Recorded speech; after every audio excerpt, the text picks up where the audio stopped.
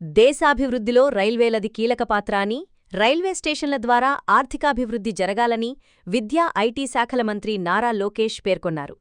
Amrit Bharat station పథకం కింద 12.56 కోట్ల రూపాయల వ్యయంతో ఆధునీకరించిన మంగళగిరి రైల్వే స్టేషన్ను ప్రధాని నరేంద్ర మోదీ వర్చువల్గా ప్రారంభించారు. రైల్వే స్టేషన్ ప్రారంభోత్సవ కార్యక్రమంలో కేంద్ర గ్రామీణాభివృద్ధి, కమ్యూనికేషన్ల శాఖ సహాయ మంత్రి పెమ్మసాని చంద్రశేఖర్తో కలిసి మంత్రి లోకేష్ పాల్గొని శిలాఫలకాన్ని ఆవిష్కరించారు. ఈ సందర్భంగా ఏర్పాటు చేసిన సభలో పెమ్మసాని చంద్రశేఖర్, మంత్రి నారా లోకేష్ మాట్లాడారు. కేంద్ర ప్రభుత్వం ప్రతిష్టాత్మకంగా చేపట్టిన అమృత్ భారత్ స్టేషన్ పథకం కింద దేశవ్యాప్తంగా మొదటి విడతలో 500 ప్రధాన రైల్వే స్టేషన్లను అత్యాధునిక వసతులతో ఆధునీకరిస్తుండగా, అందులో ఆంధ్రప్రదేశ్ రాష్ట్రం నుంచే రికార్డు స్థాయిలో 73 స్టేషన్లను ఎంపిక చేసి అభివృద్ధి చేస్తున్నట్లు తెలిపారు. ప్రధాని నరేంద్ర మోదీ దూరదృష్టితో రైల్వే రంగాన్ని విమానాశ్రయాల స్థాయికి సమానంగా పునర్నిర్మిస్తున్నారని, ఈ క్రమంలోనే రాష్ట్రంలోని 73 స్టేషన్లలో ప్రయాణికులకు అవసరమైన ఆధునిక లిఫ్ట్లు, ఎస్కలేటర్లు, మెరుగైన వెయిటింగ్ హాళ్లు, విశాలమైన ప్రవేశ మార్గాల వంటి మౌలిక సదుపాయాలను భారీ నిధులతో వేగంగా కల్పిస్తున్నామని వెల్లడించారు. అనంతరం మంగళగిరి నియోజకవర్గ టీడీపీ నాయకులు దానబోయిన సుందరరావు యాదవ్, అన్నెం కుసుమ తదితరులు మీడియాతో మాట్లాడారు. చాలా సంతోషదాయక విషయం. ఎందుకంటే మంగళగిరికి రైల్వే స్టేషన్కి అభివృద్ధి చేయటం ఒక కళ. దాదాపుగా చాలామంది నాయకులు వచ్చారు, చాలామంది గెలుచున్నారు, కానీ ఈ మంగళగిరిని పట్టించుకున్నటువంటి ఎవరూ లేరు. కానీ లోకేష్ బాబు మీరు చూస్తూ ఉన్నారు, అభివృద్ధి పథకంలో 175 నియోజకవర్గంలో మంగళగిరి అనేది ఒక రూపురేఖలా మారిపోయాయి. ఎప్పుడో మేము చిన్నప్పుడు హైదరాబాద్ వెళ్తూ ఉంటే మరి ఏ విధంగా అయితే ద్వారం ఉండేదో అదేవిధంగా అద్భుతంగా లోకేష్ బాబు గారు 12.56 కోట్ల రూపాయల నిధులతో బ్రహ్మాండంగా అభివృద్ధి చేశారంటే ఇది మంగళగిరి అసలు హైదరాబాద్ అనేది వచ్చిన వాళ్ళందరూ కూడా బ్రహ్మాండంగా హ్యాపీగా ఫీల్ అవుతూ ఉన్నారు. ద్వారం కానీ అదేవిధంగా స్టేషన్ ట్రైన్ వచ్చినప్పుడు ఒకటో ప్లాట్ఫామే అనుకోకుండా 2కో 3కో వెళితే వికలాంగులు వెళ్ళే పరిస్థితి లేదు. కానీ మరి వాళ్ళకు లిఫ్ట్ ఏర్పాటు చేసి వచ్చినటువంటి ప్రయాణికులకి ఏసీ గదులు ఏర్పాటు చేసి బాబు గారు బ్రహ్మాండంగా చేసినందుకు లోకేష్ బాబు గారికి ప్రత్యేక ధన్యవాదాలు చెప్తున్నాం. మంగళగిరికి ఈ విధంగా రూపురేఖలు మారి ఎవ్వరు ఊహించలేదు, అలాంటిది వాళ్ళు చేస్తూ ఉన్నారు. ఇదే కాదు, నియోజకవర్గంలో కూడా మన ఐటీ విద్యాశాఖ మంత్రి లోకేష్ బాబు గారు మరి కొన్ని కోట్ల రూపాయల నిధులతో ఈనాడు కూడా మంగళగిరి రూపురేఖలా మారిపోతూ ఉన్నాయి. మంగళగిరి అంట దాదాపుగా 170 నియోజకవర్గంలో మంగళగిరి చూడాలనేటువంటి వచ్చే ప్రయత్నాలు అయితే ముమ్మరంగా ఉన్నాయి. కాబట్టి అలాంటి నాయకుడు మన మంగళగిరి రావటం అనేది ఒక అదృష్టంగా భావించాల్సిన అవసరం ఉంది. ఎందుకంటే మనం చూసాం, ఇవాళ మొన్న కుంచినపల్లి కానీ పర్వతూరులో కూడా దాదాపుగా ఆనాడు 17.56 కోట్ల రూపాయల నిధులు వెచ్చించి మురుగు నీటిగా ప్రాబ్లం ఉంటే అది తీర్చిన వాళ్ళు ఎవరూ లేరు. ఆనాడు కూడా జగన్మోహన్ రెడ్డి గారు చేశారు, కానీ పట్టించిన పరిస్థితి ఆయన పక్కనే మురుగు పట్టించిన పరిస్థితి లేదు. కానీ అందరు రైతులు కానీ అక్కడ రైతులు అందరూ కూడా అయ్యా ఇది పరిస్థితిలోకి విన్నవిస్తే వెంటనే స్పందించి చేయటం ఒక అద్భుతం అని భావించాల్సిన అవసరం మనం చేస్తూ ఉన్నాం. లోకేష్ బాబు గారు ఇదే కాదు, ఇంకా మంగళగిరి రూపురేఖలు రాబోయే కాలంలో మారుతున్నాయని చెప్పని కూడా మేము సంతోషం వ్యక్తపరుస్తున్నాం. అలాంటి నాయకుడు, అలాంటి విధి విధానాలు ఆయన చేసేటువంటి అద్భుతం ఒక మంగళగిరే కాదు, రాష్ట్ర వ్యాప్తంగా కాకుండా ఇతర భారతదేశం మొత్తం కూడా ఇతర దేశాలు కూడా వెళ్ళి నిధుల కోసం, ఈ రాష్ట్రం కోసం గతం చూసాం మనం, రాష్ట్రం అంధకారం అయిపోయింది. అలాంటి దాన్ని ఏ విధంగా గాడిలో పెట్టాలనే ఉద్దేశంతో గౌరవ ముఖ్యమంత్రి వర్యులు కానివ్వండి, కూటమి ప్రభుత్వం కానివ్వండి, అదేవిధంగా మరి రాష్ట్ర ఉప ముఖ్యమంత్రి పవన్ కళ్యాణ్ గారు కానివ్వండి, వీళ్ళందరూ కూడా ఒక టీమ్గా ఉండి కూటమి ఈ విధంగా రాష్ట్రంలో ముందంజలో ఉందంటే తెలుగుదేశం పార్టీ యొక్క ఘనతని చెప్పాల్సిన అవసరం ఉంది. ప్రత్యేకంగా రాష్ట్ర టీడీపీ బీసీఎల్ తరఫున మరి లోకేష్ బాబు గారు ప్రత్యేక ధన్యవాదాలు తెలుపుతూ ఉన్నాం. మంగళగిరిలో రైల్వే స్టేషన్ ఓపెనింగ్కి విచ్చేసిన పెమ్మసాని చంద్రశేఖర్ గారికి, అలాగే మా ప్రీతం నాయకులు లోకేష్ గారికి అభినందనలు తెలియజేస్తూ, ఈ రోజున ప్రధానమంత్రి మోడీ గారి సహాయంతో ఈ మంగళగిరి రైల్వే స్టేషన్ని అధునాతనంగా రూపొందించి ఎన్నో లక్షలు ఇన్వెస్ట్ చేసి అందరికీ అందుబాటులో ఉండే రీతిగా ఈ రోజున మంగళగిరి రైల్వే స్టేషన్ని మరి ఓపెనింగ్ చేసినందుకు మా అందరికీ కూడా మంగళగిరి కాన్స్టిట్యున్సీ ప్రజలందరికీ కూడా ఎంతో ఆనందకరంగా ఉంది. ఈ మంగళగిరి రైల్వే స్టేషన్లో మరి బుకింగ్ కౌంటర్స్ కానించి అలాగే దివ్యాంగులకు కూడా ప్రత్యేకమైన కౌంటర్ ఏర్పాటు చేసి అలాగే అధునాతనమైన మరి టెక్నికల్గా మొత్తం అన్నీ కూడా టెక్నికల్ ఇష్యూస్ కూడా మొత్తం అన్నీ కూడా రూపుదిద్దుకొని ఈ రోజున అధునాతనంగా రూపొందించిన ఈ మంగళగిరి రైల్వే స్టేషన్కి మేమందరం కూడా పెమ్మసాని చంద్రశేఖర్ గారిని లోకేష్ గారిని ఇన్వైట్ చేయడం జరుగుతుంది. అలాగే వాళ్ళిద్దరూ కూడా వచ్చి ఈ ప్రారంభోత్సవానికి అనేక మంది నాయకులు కార్యకర్తల సమక్షంలో ఈ ప్రారంభోత్సవాన్ని దిగ్విజయంగా చేసినందుకు మాకు ప్రత్యేకమైన ధన్యవాదాలు తెలియజేస్తున్నాము. అలాగే మంగళగిరి కాన్స్టిట్యున్సీలో 100 పడకల హాస్పిటల్, అలాగే మహానాడు రిటర్నింగ్ వాలు, అలాగే ఈ రోజున రైల్వే స్టేషన్ కూడా అతి పెద్ద ప్రాజెక్టులతోటి ఈ మంగళగిరి కాన్స్టిట్యున్సీ మొత్తం కూడా ఎంతో డెవలప్మెంట్ చేసి మంగళగిరి కాన్స్టిట్యున్సీ ఇతర రాష్ట్రాలన్నీ కూడా తలెత్తి చూసేటట్టుగా మా మంగళగిరి కాన్స్టిట్యున్సీని ఎంతో అభివృద్ధి చేసిన లోకేష్ గారికి ధన్యవాదాలు తెలియజేస్తున్నాము. రానున్న రోజుల్లో కూడా ఎంతో అభివృద్ధి ప్రాతిపదికం మీద మంగళగిరిని డెవలప్మెంట్ చేసే సదుద్దేశంతో లోకేష్ గారు అలాగే కేంద్రం మోడీ గారి సహాయంతో అనేకమైన పెద్ద ప్రాజెక్టులు నెలకొల్పి అలాగే అమరావతిని కూడా ప్రత్యేకమైన ఆకర్షణగా రూపుదిద్దుకొని ఎంతోమందికి ఎంప్లాయ్మెంట్ ఇస్తూ ఈ రోజున ఎన్నో ప్రముఖమైన మరి ఐటీ సంస్థలు కానీ అలాగే పెద్ద పరిశ్రమలు కానీ మంగళగిరి కాన్స్టిట్యున్సీలో నెలకొల్పి ప్రతి ఒక్కరికి కూడా ఉద్యోగాలు ఇస్తూ ఎంతో యుద్ధ ప్రాతిపదిక మీద మంగళగిరి కాన్స్టిట్యున్సీని డెవలప్మెంట్ చేసిన లోకేష్ గారికి ధన్యవాదాలు తెలియజేసుకుంటూ సెలవు తీసుకుంటాం. మన లోకేష్ గారి ఆధ్వర్యంలో మంగళగిరి రైల్వే స్టేషను ఎంతో అద్భుతంగా అభివృద్ధి చేసి ఇవాళ ఓపెన్ చేశారు. ప్రధానమంత్రి గారి నిధులతో అట్లాగే కూటమి ప్రభుత్వం సమన్వయంగా పనిచేస్తూ రాష్ట్రాన్ని పరుగులు పెట్టిస్తుంది.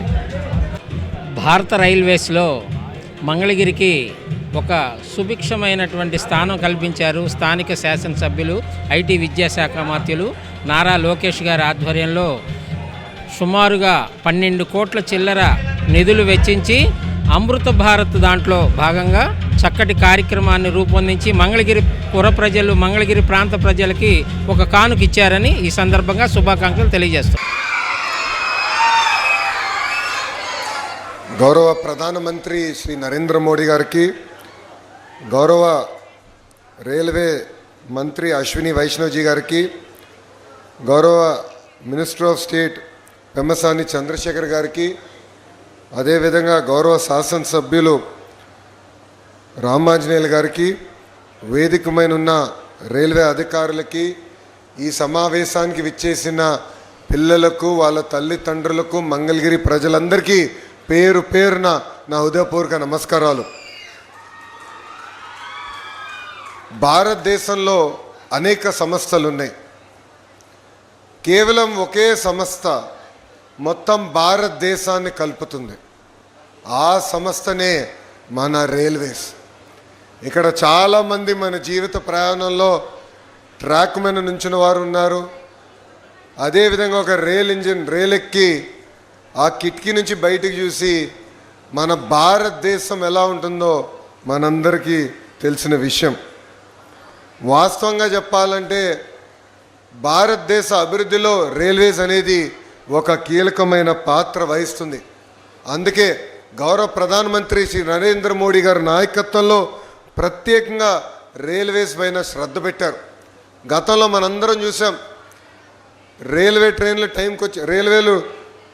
టైంకి వచ్చేది కాదు, ట్రాకులు శుభ్రంగా ఉండేది కాదు, కావాల్సిన సేఫ్టీ ఉండేది కాదు, ప్రయాణికులు అనేక ఇబ్బందులు ఎదుర్కొనేవారు.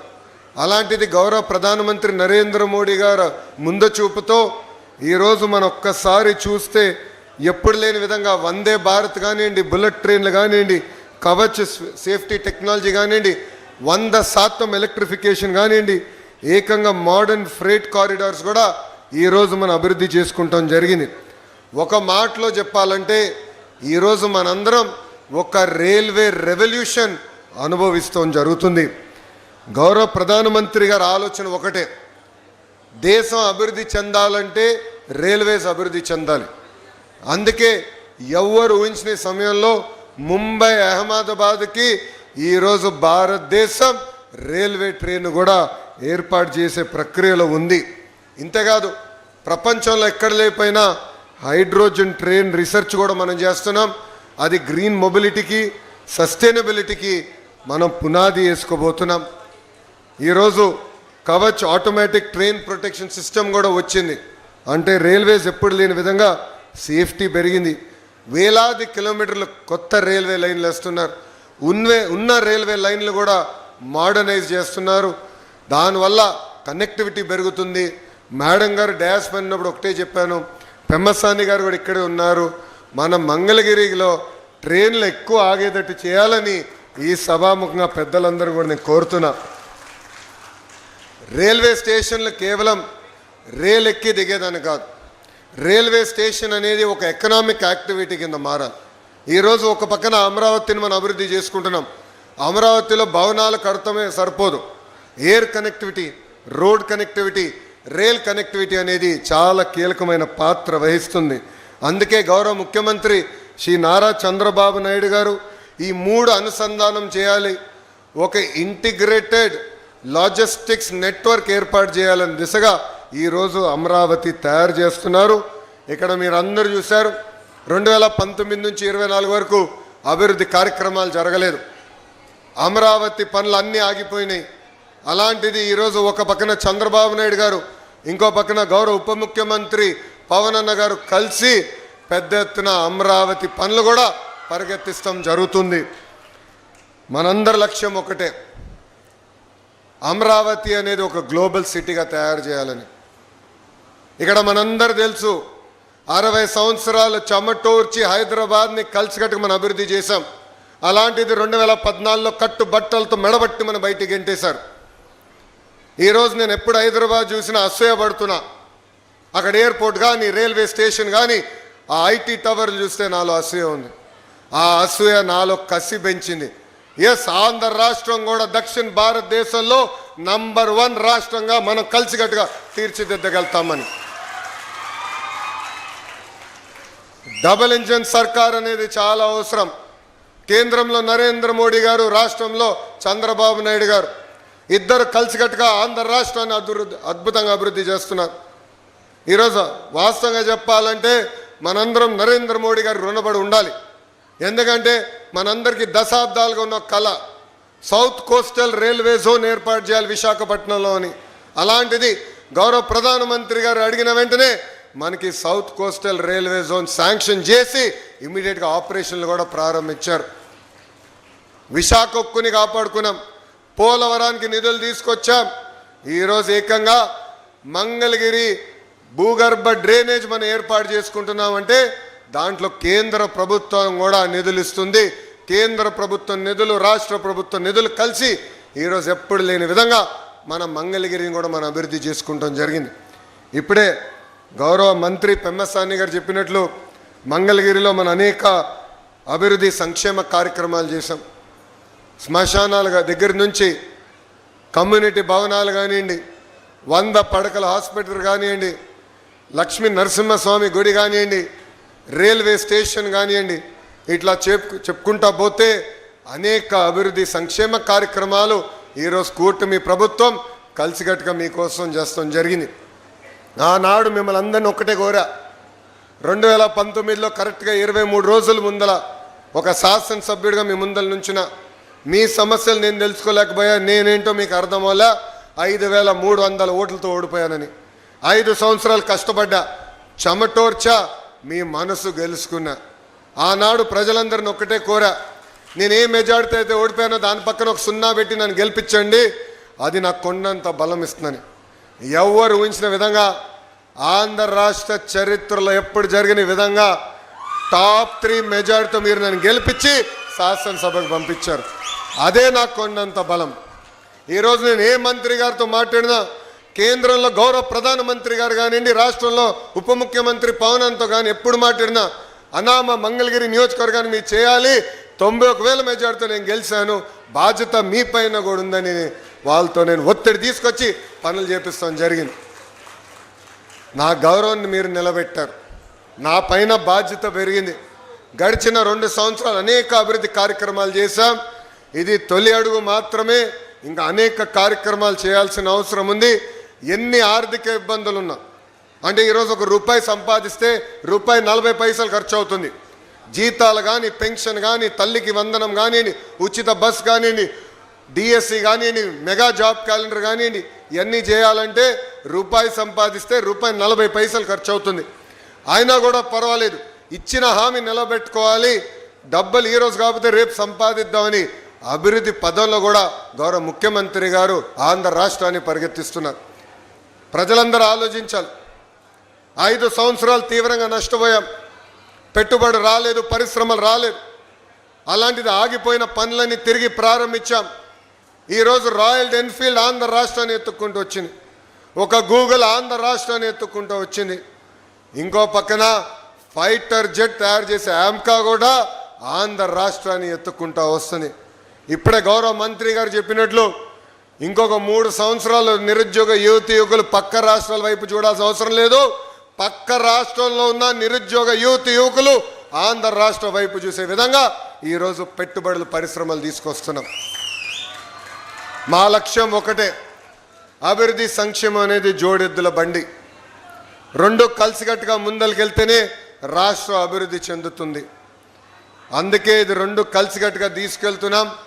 మీ అందరి ఆశీస్సులు ఎప్పుడు ఉండాలి. మీకోసం అహర్నిశలు కష్టపడడానికి మేమున్నాం. ఈరోజు మంగళగిరిలో భూగర్భ డ్రైనేజ్ కానివ్వండి, రైల్ ఓవర్ బ్రిడ్జ్ కానివ్వండి, ఇలా కేంద్రంతో సంబంధించిన అన్ని కార్యక్రమాలు మనం చేయగలుగుతున్నాం అంటే గౌరవ ఎంపీ పెమ్మసాని చంద్రశేఖర్ గారు ఉన్నారు కనుకనే. మన లక్ష్మీ నరసింహస్వామి గుడి కోసం ప్రత్యేకంగా స్కీము ఉండాలి. ప్రసాదం 2 ద్వారా ఏకంగా నిధులు తీసుకురావాలని గౌరవ మంత్రి గారు నేను కోరితే ఏకంగా టూరిజం మినిస్టర్ గారిని కలిసి ఆయన పక్కన కూర్చుని నాకు ఫోన్ కొట్టి ఆయన చేత కమిట్మెంట్ కూడా చేయించిన వ్యక్తి పెమ్మసాని చంద్రశేఖర్ గారు. ఇది మీ అందరికి ఎందుకు చెప్తున్నానంటే, ఒక ఎంపీ, ఒక ఎమ్మెల్యే కలిసికట్టుగా పనిచేస్తే ఎంత అద్భుతంగా ఒక ప్రాంతం అభివృద్ధి చెందుతుందనే దానికి మంగళగిరి ఒక ఉదాహరణ. మీ ఆశీస్సులు ఒక పక్కన మీ కొడుకు లాంటి నాకు, ఇంకొక పక్కన మన పెద్దన్న పెమ్మసాని చంద్రశేఖర్ గారికి ఎప్పుడు ఉండాలని ఈ సభాముఖంగా నేను ఆశిస్తూ, ఇంకా రాబోయే రోజుల్లో అనేక అభివృద్ధి కార్యక్రమాలు చేయాల్సిన అవసరం ఉంది. మంగళగిరిలో ప్రత్యేకంగా అనేక పరిశ్రమలు, పెట్టుబడులు తీసుకొచ్చి నిరుద్యోగ యువకులకి మన ప్రాంతంలోనే ఉద్యోగాలు కల్పించే దిశగా మేము పనిచేస్తామని ఈ సభాముఖం మీ అందరికి హామీ ఇస్తూ, నాడు నేడు ఎప్పుడు ఒకటి చెప్తా. ఎంతోమంది నన్ను అడిగారు, ఓడిపోయినది ఇక్కడ 91,000 మెజార్టీ ఎట్టు గెలిచామని. నేను వాళ్ళందరికీ ఒకటే చెప్పా, 5 సంవత్సరాలు కష్టపడ్డా, మంగళగిరి ప్రజలతో అనుసంధానమయ్యా, వాళ్ళ సమస్యలు తెలుసుకున్నా, వాళ్ళతో కలిసికట్టుగా జీవితాంతం ప్రయాణం చేస్తానన్న భరోసా కల్పించా. అందుకే నాకు ఆ మెజార్టీ ఇచ్చి గెలిపించారని చెప్తాం జరిగింది. ఇది రాజకీయ వేదిక కాదు. కానీ ఒక విషయం చెప్పాలి, గౌరవ ముఖ్యమంత్రి గారు 7 సార్లు ఒక నియోజకవర్గంలో గెలిచారు. ఆ నియోజకవర్గం పేరు కుప్పం. మేమందరం ఎప్పుడు కుప్పం వైపు చూసి ఎలా పనులు చేయాలని తెలుసుకున్నాం. అలాంటిది గౌరవ ముఖ్యమంత్రి గారు వాళ్ళకి అక్కడ కుప్పంలో ఉన్న మా మిత్రులు చెప్పి మంగళగిరికి వెళ్ళి నేర్చుకోండి ఎలా అద్భుతంగా వాళ్ళు పనిచేస్తున్నారని చెప్పే పరిస్థితి ఈరోజు మనం తీసుకొచ్చాం. 6 నిమిషాలు కష్టపడదాం, అన్ని సమస్యలు పరిష్కరించామని చెప్పట్లేదు, అన్ని కోరికలు తీర్చామని చెప్పట్లేదు. అది దేవుడి వల్ల కూడా సాధ్యం కాదు. కానీ మీకోసం పనిచేస్తున్నాం, కష్టపడుతున్నాం, 6 నిమిషాలు అందుబాటులో ఉంటున్నాం. మీ ఆశీస్సులు మాకు ఎప్పుడు ఉండాలని ఈ సభాముఖ ప్రజలందరినీ కోరుకుంటూ, నాకు ఇంత అద్భుతమైన అవకాశం ఇచ్చిన మీ అందరికీ, అదేవిధంగా గౌరవ ప్రధానమంత్రి శ్రీ నరేంద్ర మోడీ గారికి నా హృదయపూర్వక ధన్యవాదాలు తెలుపుకుంటూ మీ అందరి దగ్గర నుంచి సెలవు తీసుకుంటున్నాను. జై హింద్, జై హింద్. Thank you.